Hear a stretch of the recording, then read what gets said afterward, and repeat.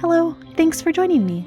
I recently went on a road trip through the southwest of Turkey, and I did some separate videos on the destinations I went to, like Dacia, Kaş, and Antalya, but I wanted to show a bit more about what the journey there was like on Turkish roads. I hope you enjoy. The highways in Turkey are relatively well kept, and there is a toll system on some of the major roadways. And with a few exceptions, the tolls are automatic and either require an RFID sticker or a transponder be installed in your car.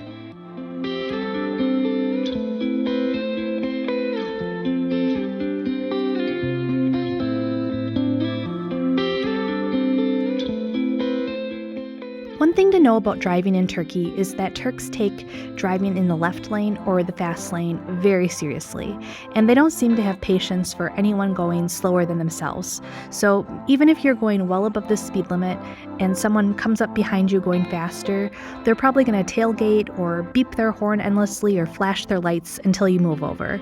It's almost as if there's some sort of aversion to having to use their brake in any instance.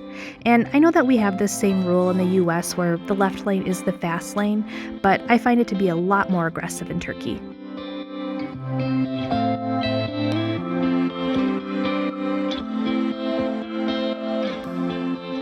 Driving in Turkey is a vast change from driving in the US, in my opinion, and I've lived in some larger cities and drove relatively without problem, but I'm still building up courage to do so here in Turkey. And I think the biggest challenge for me is that even though there are technically driving rules, no one seems to follow them. The stuff that I've seen happen regularly while I'm driving just boggles my mind. Like drivers watching videos on their phones, little kids bouncing around all over in the car, not buckled up, not in car seats, running red lights just because they lack patience. And from what I observed, traffic lanes are merely a suggestion. And don't even get me started on roundabouts and how they're used here. It's just a free-for-all. In general, people do what they want when it comes to driving. And sometimes it's even dangerous to obey the rules. For example, my husband was rear-ended while stopping at a stop sign because the person behind him just assumed that he wouldn't actually stop at it, because most people don't. So if you find yourself in Turkey, my warning is drive at your own risk.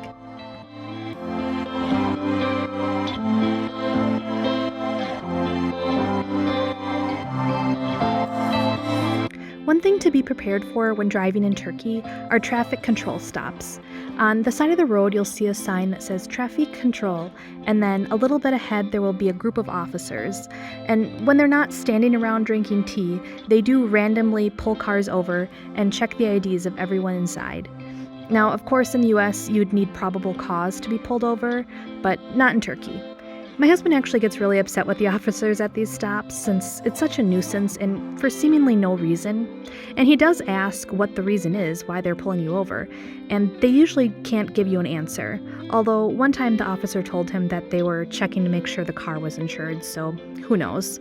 But it's really annoying and something I wish didn't happen here. However, one officer did say that they only pull over 3 cars at a time, so now my husband said if we come to a stop without cars pull over, he's just going to wait until 3 cars pass him so that we don't get stopped. So, sounds like a plan to me. I have yet to see any police cars actually checking for speeding and turning on their lights to pull you over like in the US, but don't worry, your speed is still being monitored. The use of speed cameras can be seen throughout Turkey. These overhead cameras capture you if you're driving above the speed limit, and you won't know if you've been caught until you receive a ticket in the mail weeks later.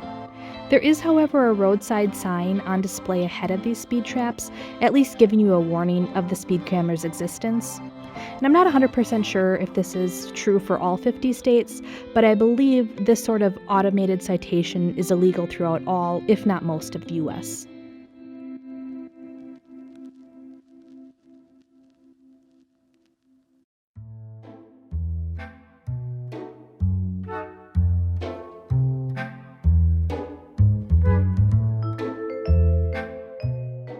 One of my favorite roadside sightings are these little fake police cars that are scattered along the roadsides throughout the country.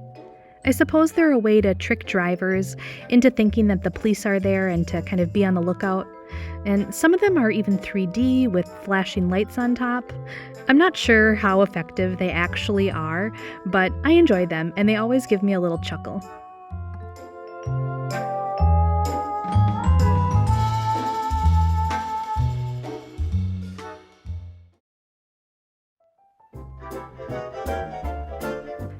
When on a road trip in Turkey, you'll likely need to stop and fill up with gas. Gas stations are easy to find along the highways, and you'll notice some of the same brands that you'll find in the US as well, such as Shell and BP, but one of my favorites is Opet because I prefer their clean bathrooms. Gas stations in Turkey are full service, so you won't be filling up your tank yourself, which, even if unnecessary, it's a nice touch. Most vehicles in Turkey run on diesel, but regular gasoline has become more popular over the years.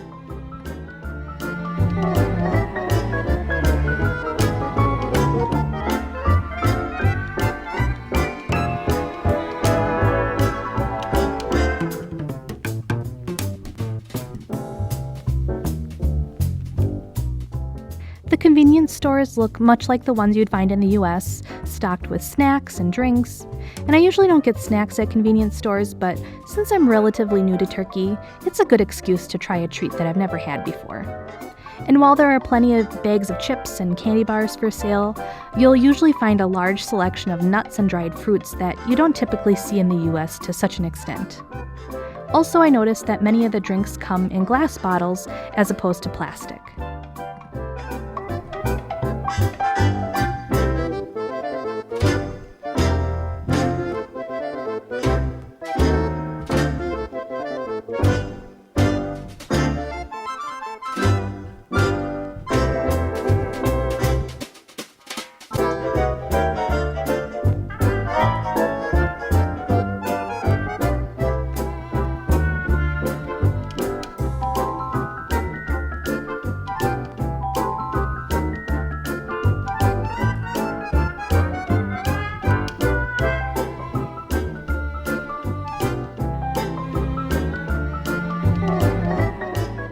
In Turkey, they don't have public rest areas with bathroom facilities run by the state, like you'd find along the interstates in the US, so you'll likely be stopping at a gas station if you need to use the restroom on your road trip.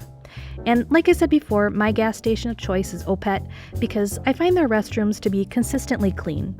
And one thing I like about gas station restrooms in Turkey is that most will have these automated sensors that you kind of just swipe your hand across to enter and exit the restroom.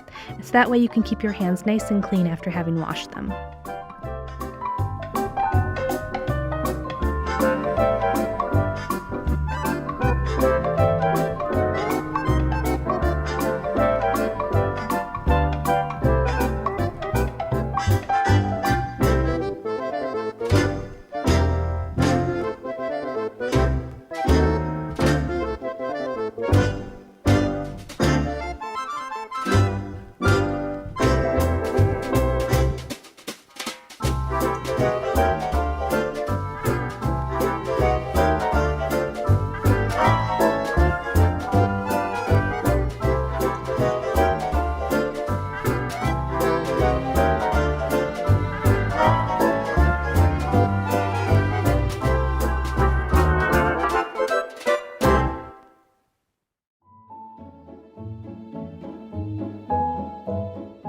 Road trip food in the US usually consists of a drive-through at a fast food restaurant, but not in Turkey.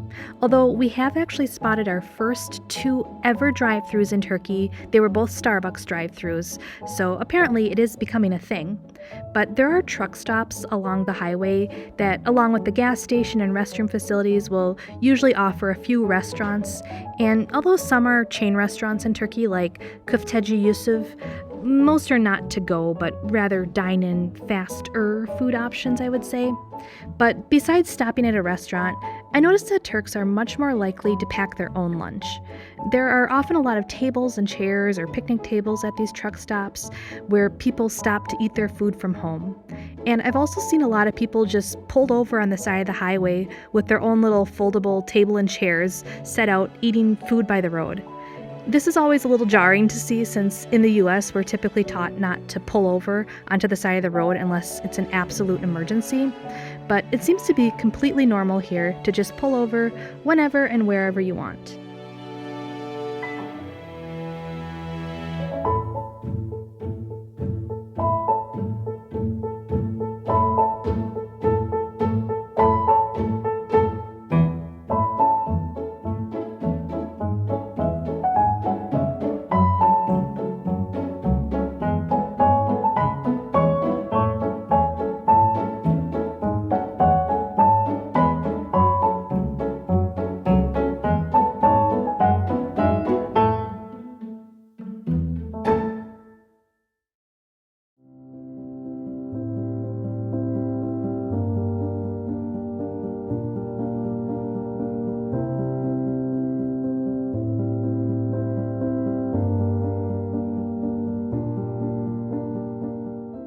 And one thing you definitely won't find in the US, which is commonplace in Turkey, are these roadside stands. There seem to be some set up at all times of the year, but especially in summer, selling fresh fruits and vegetables, nuts, olives, and sometimes they'll even have fresh squeezed orange or pomegranate juice to buy. There are also stands selling homemade pastry items like gözleme, which is a nice snack for on the go. And of course, there is usually always chai. I don't think a Turk can function without some hot tea. I really enjoy these little stands in Turkey.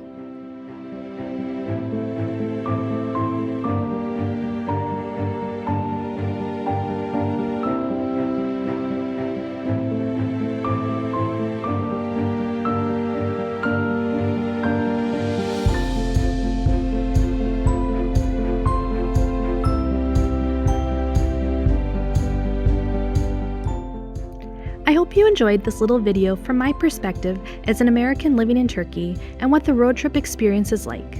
Let me know how accurate my observations have been. I have more to bring you from here in Turkey, so make sure to subscribe to my YouTube channel and give this video a thumbs up. I'd really appreciate it. Until next time, safe travels. Thanks!